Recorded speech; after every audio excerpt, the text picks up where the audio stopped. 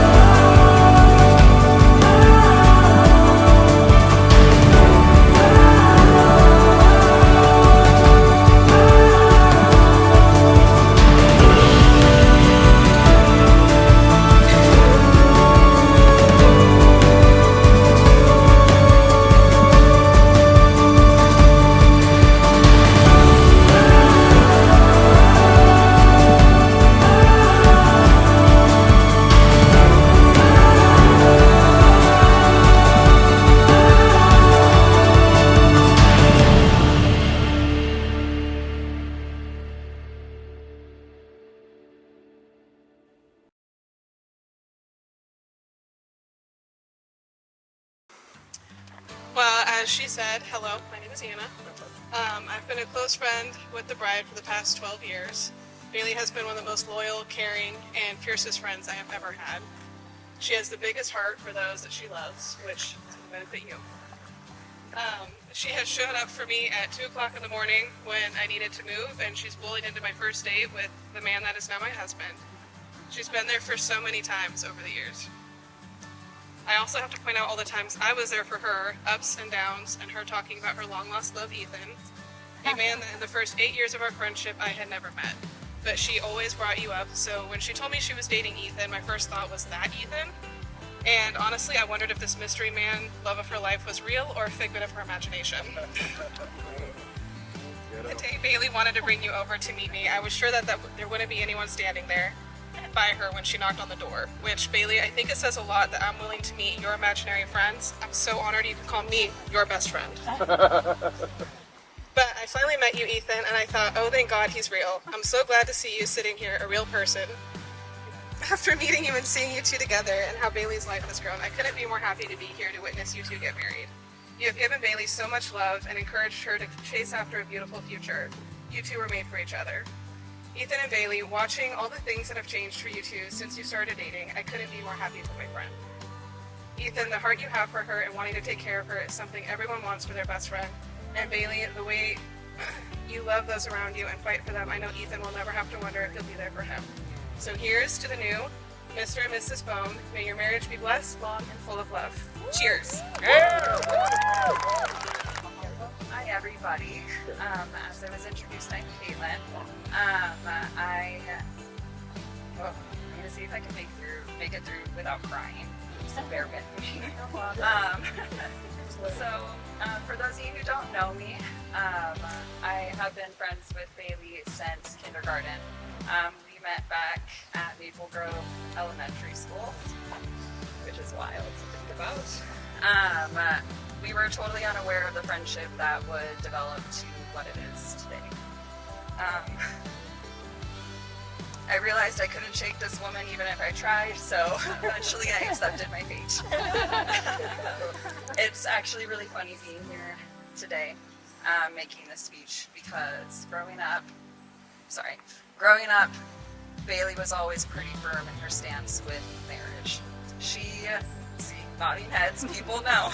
She wasn't going to get married because she wasn't going to let any man tie her down.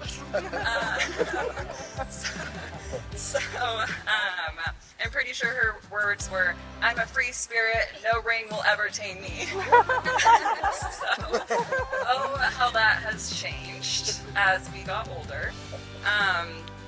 Little did we know that change was going to be the silly little Afro kid that walked into Mr. Shannon's classroom in 6th grade. Funny story actually with that is that I remember that day.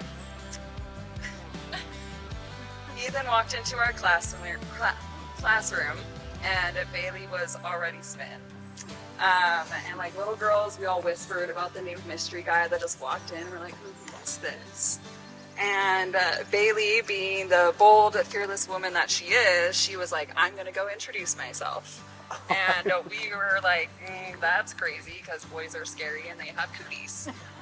But she was like, I'm going to do it. And so she walked right up to him with confidence and determination and completely tripped and fell straight on the ground right in front of him. We all laughed super hard because anybody and everybody who knows Bailey knows that this is bound to happen. But she didn't let that stop her. She got right back up and she reached out her hand and she introduced herself to him.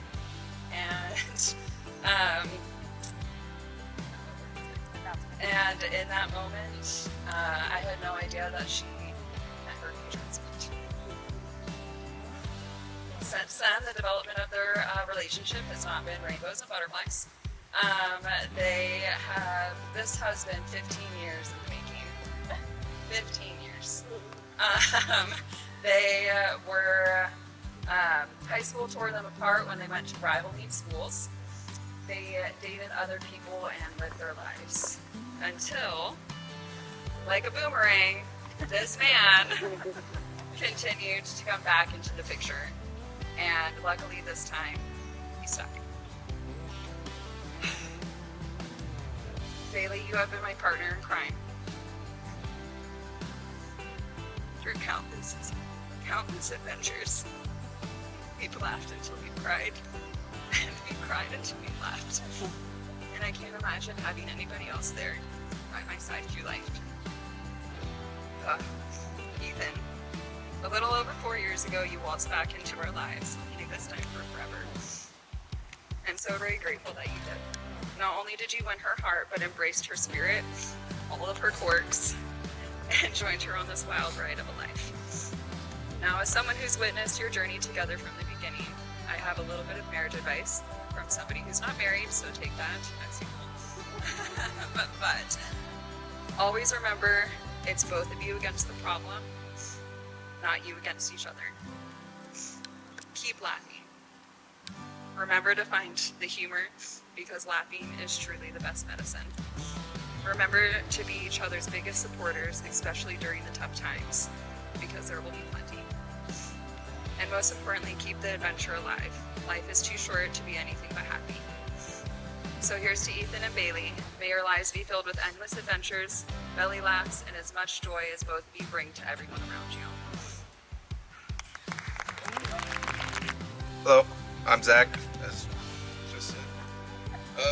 First, I just want to say that it's an honor to be here at Bailey and Shia LaBeouf's wedding.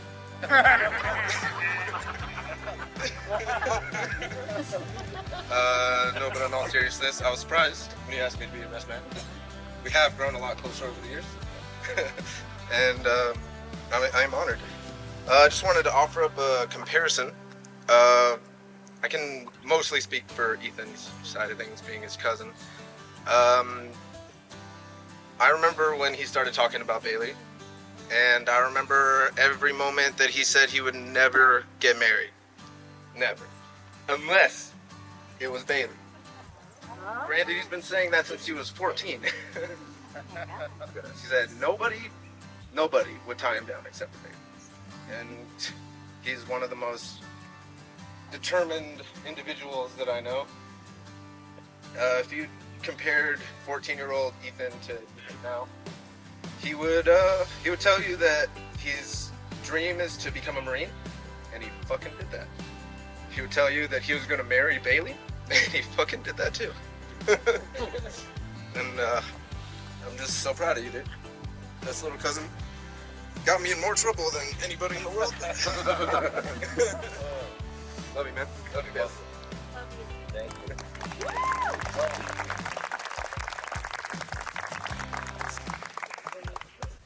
I'm not much of a public speaker, more of a performer.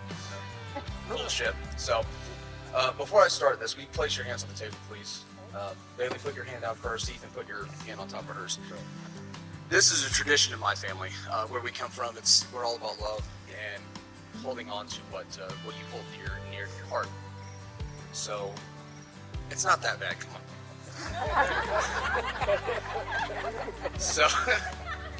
So anyway, we started this tradition a long time ago with my stepfather's grandfather. And I swore that every wedding that I go to, I would carry on this tradition. So keep that in mind. Ethan, Bailey, look into each other's eyes. Just remember that right now in this moment, Ethan, this is the last time you will ever have the upper hand.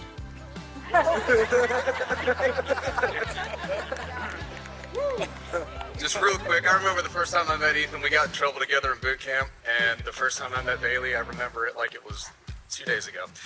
So, I too also feel like, thank God she's real, because the only thing I knew about Bailey Jane was that her name was carved on an acoustic guitar for 4 years in the Marine Corps, and you said that the only woman that you would ever marry was Bailey Jane. So congratulations, guys, I love you. Thanks for having me.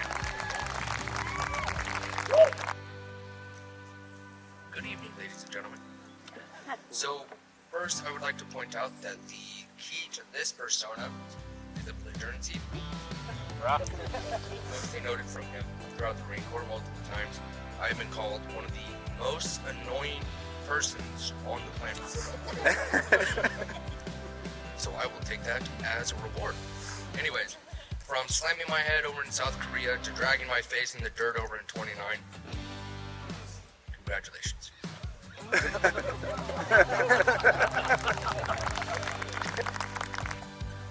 this up too. So funny story, Bailey thought I was kidding when I said I would do a speech. She asked me 4 times if I was serious. I actually didn't know if I was coming on the docket today, so I'm glad to be here with you guys. Bailey, I don't remember life before Bailey. We've known each other forever. I was always over at her house, hanging out with her lovely parents. Kelly, I remember you making appearances every once in a while. We were getting up to no good. Bailey got me grounded a lot. Going down to the creek, swimming, jumping off the top of the play set to get into the pool. And when she came out, I moved away, and then I kept moving away because I jumped Coast Guard and ended up moving quite a bit of ways. But Bailey always kept in contact with me. She's always been constant. She's always been there for me, answered my phone calls, talked to me. And she came to Hawaii one time to visit me, and she was talking about this boy who happened to be stationed in Hawaii, where I was also stationed. And we said, let's go meet this guy. Taryn and I were in. We said we wanted to go, and Bailey didn't want to go. And I don't know if she was scared of Ethan, or scared of us, or scared of us and Ethan, but she did not want to go meet Ethan in Hawaii. So we had a good time, and then a couple of years later, Bailey said that she was getting together with Ethan, and I've never seen her so happy than when she's with you, Ethan. She's always smiling. Every time I come back, you're with her, and I just know that you make her happy, and you're just the greatest thing for her, and I'm glad that we're here today because I also thought Bailey was never going to get married. So, congratulations to you two. I hope you guys keep going on adventures, and I hope every once in a while you let me borrow her. Ethan kind of always got us in trouble. And a fine example of that is I never snuck out of the house unless it was to sneak out with Ethan to go see Bailey. And I would hold down the trash can so he wouldn't fall when he was climbing up on the roof. Even when it was snowing and he brought her that Nintendo 64, it was snowing outside, it was cold as hell, and I was standing outside while he just climbed up on the roof. And Ethan always did know that Bailey was the one, but what he didn't know was her number. And so I memorized her number, and anytime Ethan wanted to call Bailey, he'd have to call me first so I could relay it. Every single time. I don't have it memorized right now. I figured I didn't want to share that with everybody, but yeah, I was kind of the phone number guy for a while for you. But always there. Ever since the beginning, sneaking out to go see Bailey. I wasn't gonna cry, but now I'm looking at your silly face. Seriously, I feel like I've been there from the beginning, just like a lot of us have. But I got to see on Ethan's side, and he's never been so soft as he was when he was talking about Bailey. And I think that's beautiful. I'm happy to see you two here today. I met Ethan. He was really nice guy. I told Bailey he's a really nice guy. Ethan, you're a really nice guy. But I looked at you, and then I seen me, and I said, boy, there's a lot of girls out there. And that's what I thought. And so I told Bailey, you know, he's a nice, really nice guy, but you might consider somebody like him. Looks like he's going to be out there causing a lot of mischief. But thank God, the U.S. Marine Corps. Oh, good. Yeah, thank God for the U.S. Marine Corps. I appreciate your service. And all these veterans out here appreciate your service too. Thank you for coming and making the Marine Corps. That's the best that you ever get. My pleasure. Don't cry. I like to pre-cry. It's better that way. Oh my gosh. You guys, I can't tell you the kind of trouble these two were in when they were young. Like, people talk about trouble, but they were naughty kids. Like, they were not good kids, you guys. And, yeah, so we were definitely on the, like, no to Bailey. You and Bailey, no. Bad kids, okay? And, but we did like Bailey, of course, because how could you not like Bailey, right? So, over all the years, it's always Bailey. Every leave he would come home, it's Bailey. When he finally, but he wouldn't date in the Marines. Really, he wouldn't date, and he was like, no, that's not really fair, that's not. But I think he was just like, there's really only one person he wanted to date, and she wasn't with them. So when he got out of the Marines, he came in, it was 2020, so he ended up getting stuck with his parents for a while. And he met somebody. And I was like, what? Who did you meet? Are you like dating online? He's like, Mom, I'm just not even telling you. I'm just going out. I'm like, who is this? So then he starts going out kind of regularly, but he will not tell me who this person is. I'm like, what the hell? Like, just tell me. You're grown. Tell me who the heck you're dating. And he wouldn't tell me, so I was like, fine, I'm just gonna call her Alice. And he's like, okay, I think she'd be okay with that. I was like, okay, so he's dating Alice. And yeah, it was not too long before he told me it was Bailey. I was thrilled. I was like, what? That's so crazy. And adult Bailey and Ethan, amazing, incredible, good kids. They're such good kids. And I'm so proud of you. And I love you both so much. And that's it.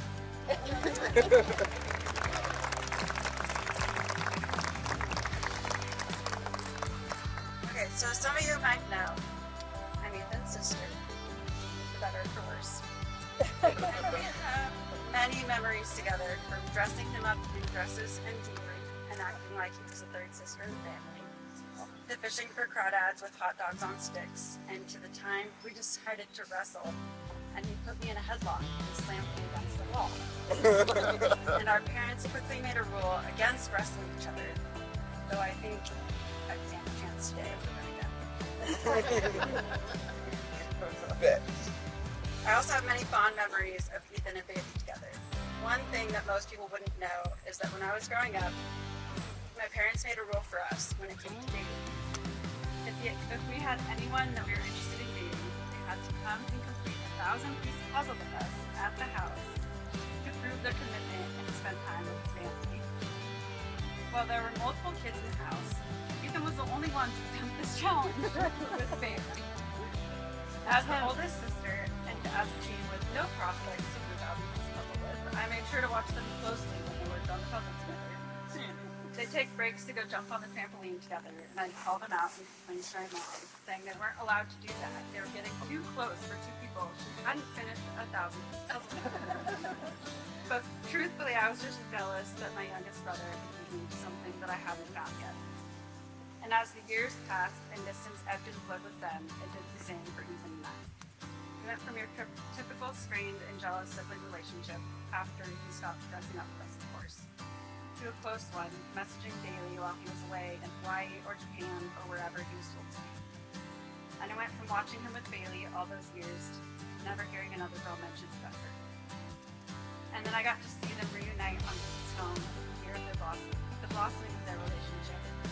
And to me it just made sense, because even though Ethan's like texting to places we had dreamed of, or that his nightmares wouldn't be the day, the one thing that remained and never changed was his love for Bailey. So if you're ever questioning your feelings for someone, maybe try out a puzzle. And cheers to a couple whose love, no matter the distance, has never faltered, and cheers to a future I'd never known.